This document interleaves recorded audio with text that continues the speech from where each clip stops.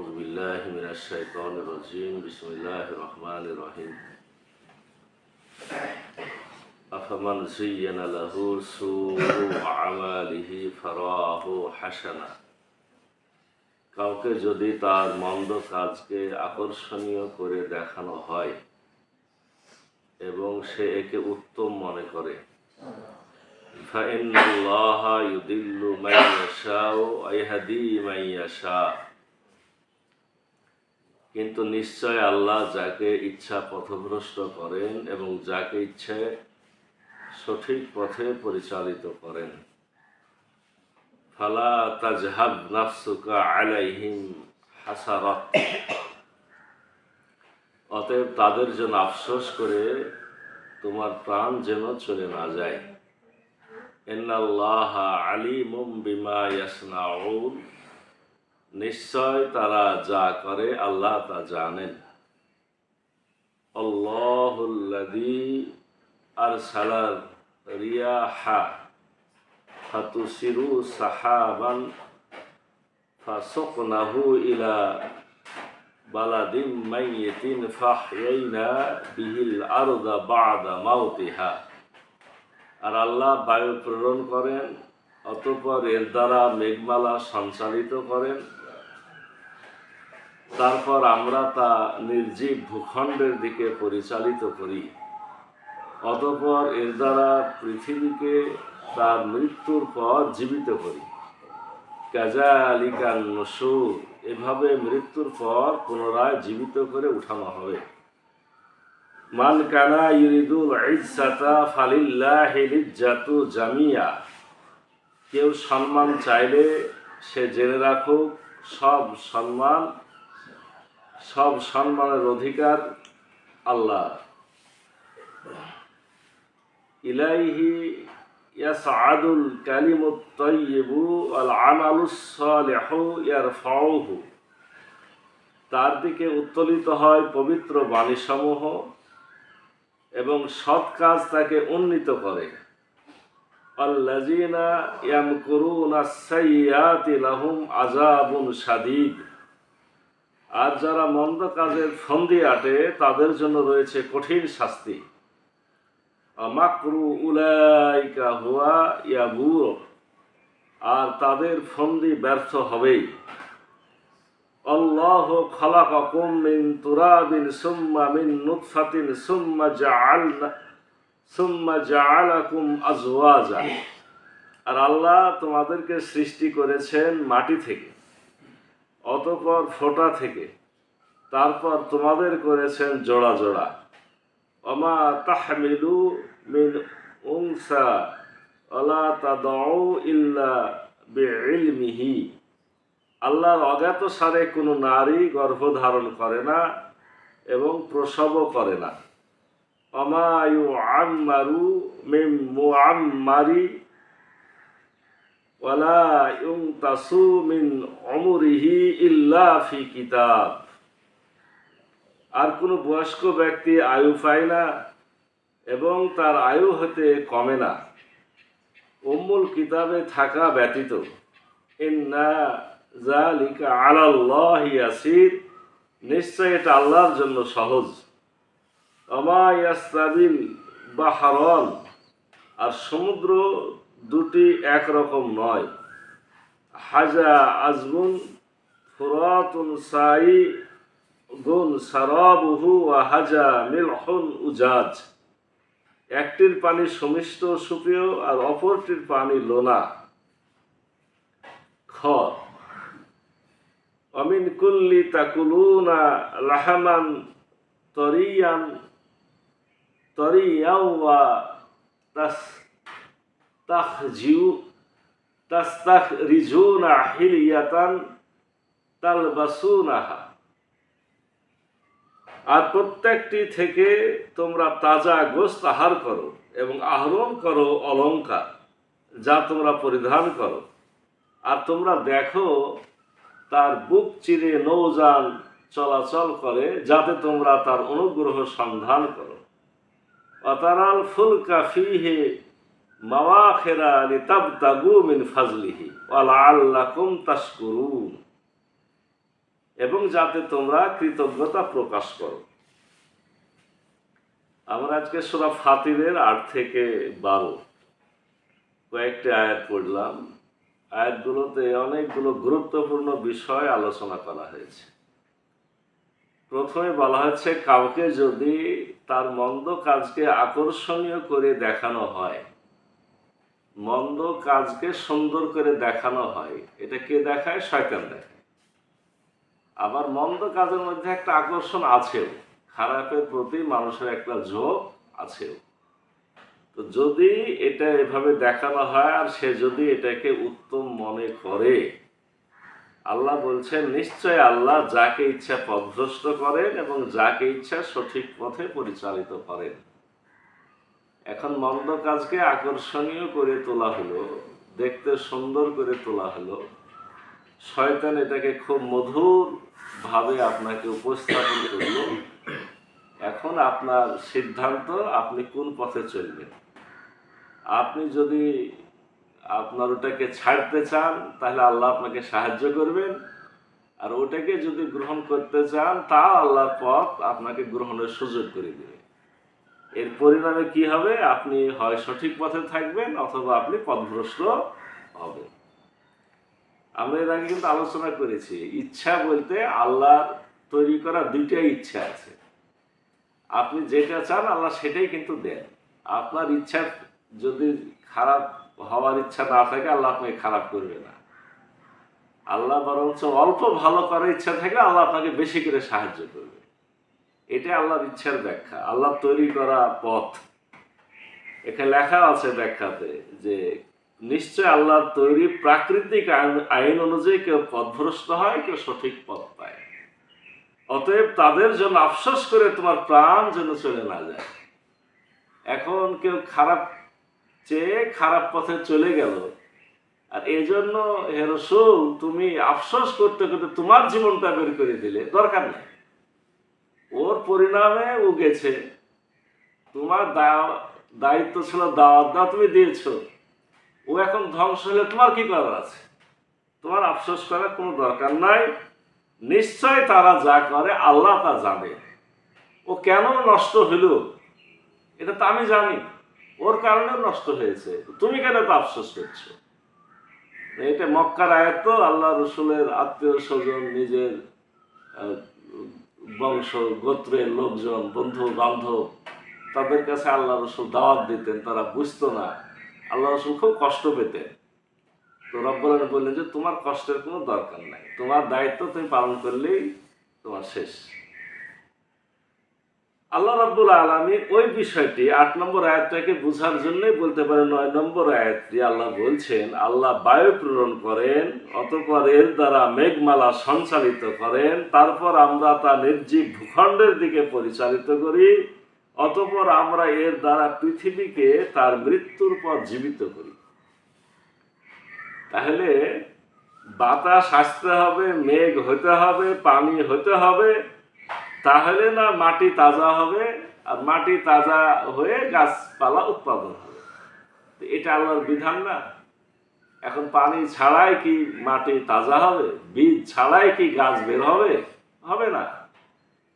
তো যদি আমরা আগের আয়াতের সাথে মিলাই, তার মানে আপনাকেও ভালো হতে হলে ভালো হওয়ার পথে ধাপে ধাপে পা ফেললে ভালো হবে, এমনি এমনি আপনি ভালো হতে পারবেন না। আল্লাহ রাব্বুল আলামিন বলছেন, এরপরে আমি কি করি? এভাবে মৃত্যুর পর পুনরায় জীবিত করে উঠানো হবে।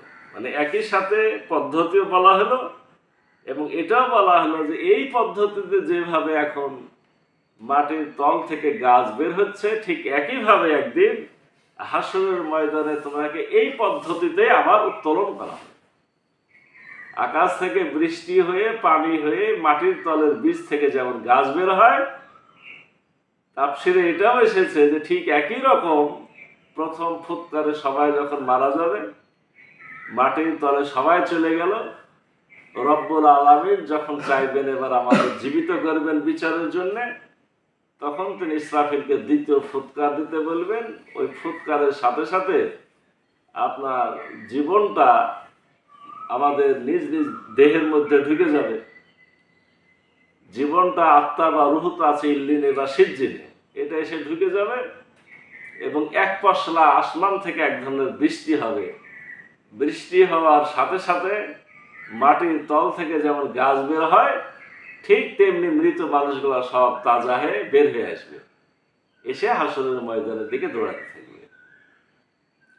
আল্লাহ রাব্বুল আলামিন স্মরণ করিয়ে দিলেন যে এই দুনিয়া শেষ না। ওরা খেলতামাশা মনে করছে, ওরা আনন্দ উপভোগ করছে, তোমার কষ্ট পাওয়ার দরকার নাই, তোমার দুঃখ পাওয়ারও দরকার নাই। যার যার হিসাব আমি ঠিকই সেদিন আদায় করে নিব। আল্লাহ বলছেন, কেউ সম্মান চাইলে সে জেনে রাখুক সব সম্মানের অধিকারী আল্লাহ। সব সম্মানের অধিকার, সব সম্মান কার হাতে? আল্লাহরই হাতে। ইজ্জত তিনিই দেন, আবার তিনি বেইজ্জত করেন। আপনি ইজ্জতের পথে চললে আপনাকে ইজ্জত দিবেন, আপনি বেইজ্জতের পথে চললে আপনি বেইজ্জত হবেন। তার দিকে উত্তোলিত হয় পবিত্র বাণী সমূহ। আল্লাহর দিকে, আসমানের দিকে উঠে সমস্ত ভালো কথাগুলা, আর খারাপ যেগুলা সেগুলা উঠতে চায়, কিন্তু রাস্তার মধ্য থেকে ছুঁড়ে নিচের দিকে ফেলে দেওয়া হয়। তার মানে আমল নামা, তাফসীরে এটাও এসেছে, রূহ যেমন, আত্মা যেমন ইল্লিন বা সিজ্জিনে থাকে, ঠিক তদ্রূপ ভাবে আমাদের ভালো আমলগুলা ইল্লিনে থাকে, খারাপ আমলগুলা কোথায় থাকে? সিজ্জিনে থাকে। এখন আমি বললাম যে সব আমলের উপর থেকে কিন্তু উঠতে চাই। সব আমল বলতে যেটা সরাসরি খারাপ সেটা উঠার দরকার নাই, কিন্তু অনেক আমল আছে যেগুলা যাচাই বাছাই, দেখে মনে হয় ভালো, কিন্তু আল্লাহ জানেন যে জিনিসটা খারাপ। আপনি মানুষকে দেখানোর জন্য ভালো কাজ করেছেন, আপনি বাহবা পাওয়ার জন্য একটা কাজ করেছেন, আল্লাহর সন্তুষ্টি তাতে ছিল না। আপনি একজনের ক্ষতি করার উদ্দেশ্য ভালো কাজ করতে পারেন, ওকে আগে হাত করতে হবে, এই জন্য তার দুদিন সাহায্য করতে হবে, তারপরে তার জমিটা কি করতে হবে? এক সুযোগে লিখে নিতে হবে। তো এরকম যে ভালো কাজগুলো আকাশে থেকে উঠতে চাই। আমি কিমায়ে শাহাদাত ইমাম গাজ্জালির কেতাবে পড়েছিলাম, যতগুলো আসমান তত আসমানে যাচাই বাছাই, যাচাই বাছাই হতে হতে যে কাজটা শুধুই মাত্র আল্লাহ, সেটা রব্বুল আলামিনের দপ্তরে পৌঁছায়।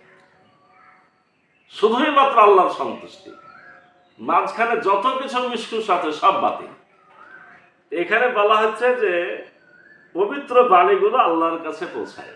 তাফসীরে এটাও এসেছে যে পবিত্র বাণী বলতে কি, সহজভাবে বলা হয়েছে যে সুবহানাল্লাহি আলহামদুলিল্লাহি লা ইলাহা ইল্লাল্লাহু আল্লাহু আকবার, এগুলা উপর দিকে উঠে। সাথে এটাও সত্য যে সব কাজ তাকে উন্নীত করে। আপনি মুখে বলেন কিন্তু কাজ করেন না, তাহলে কি সে শক্তি পাবে?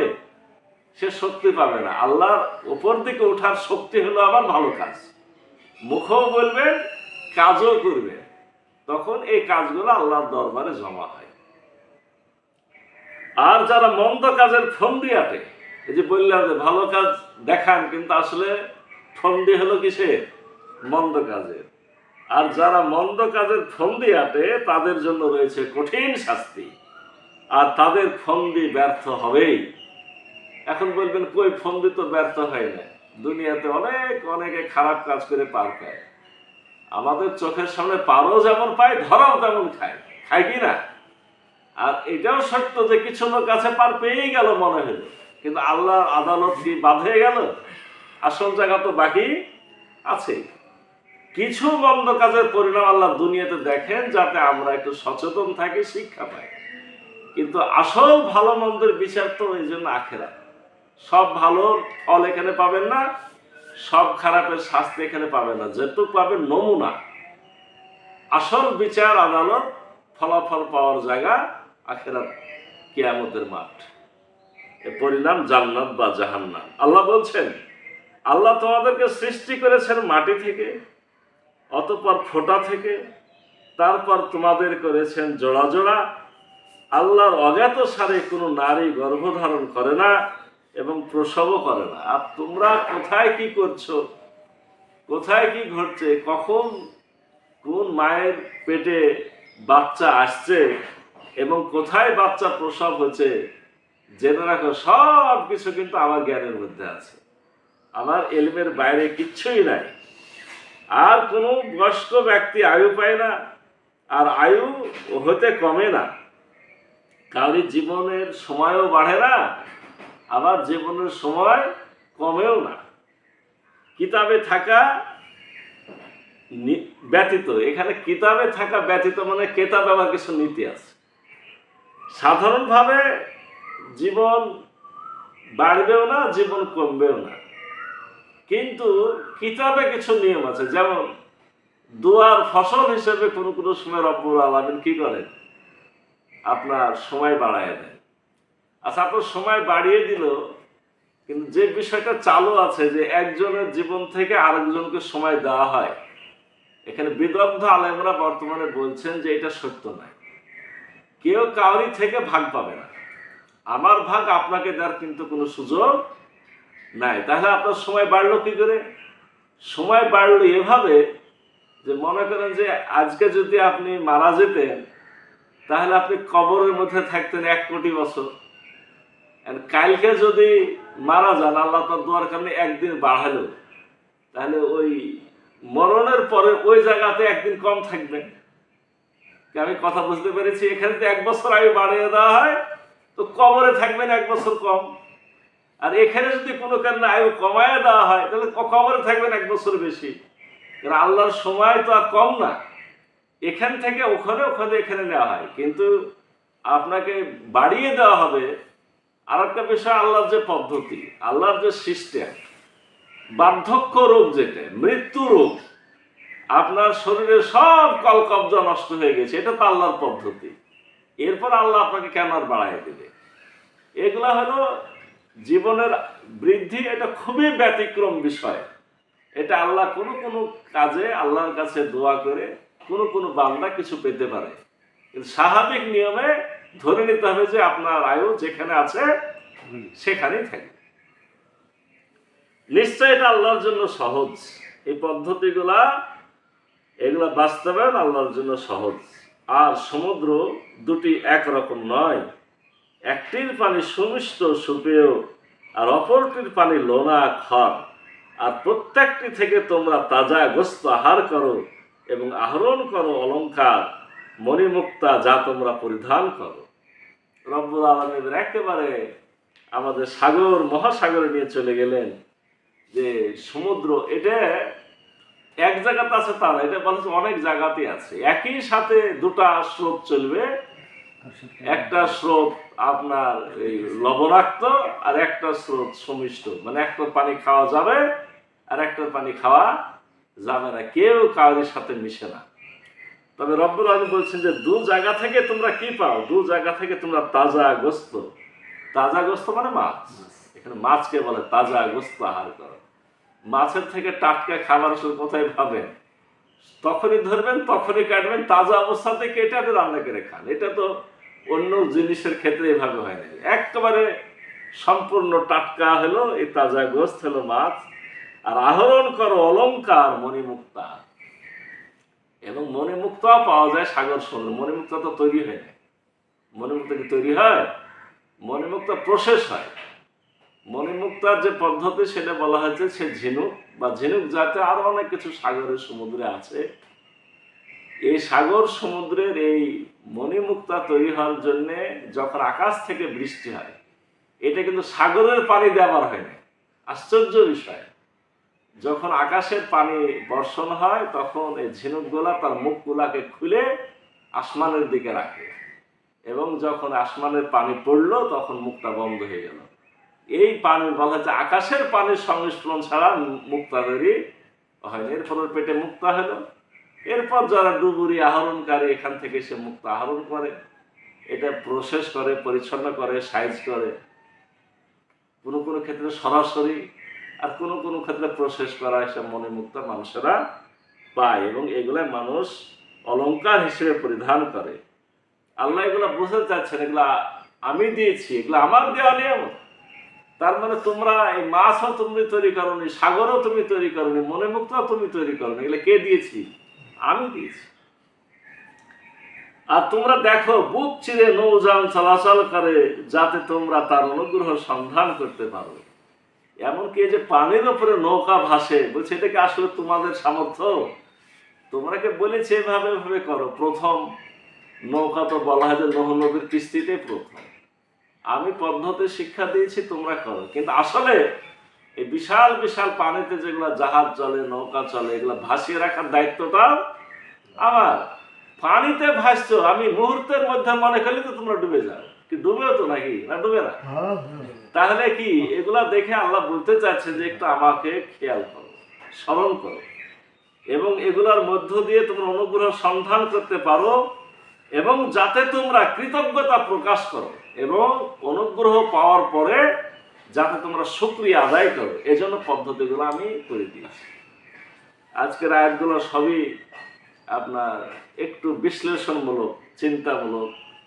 রব্বুল আলামিন আমাদের কোরআনের বিধিবিধান জেনে বুঝে, এগুলা চিন্তাশীলদের জন্য খোরাক বেশি।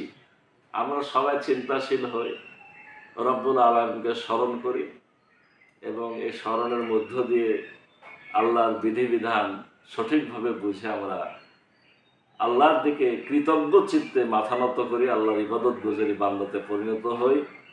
রব্বুল আলামিন আমাদের করুণা শিক্ষা গ্রহণের তৌফিক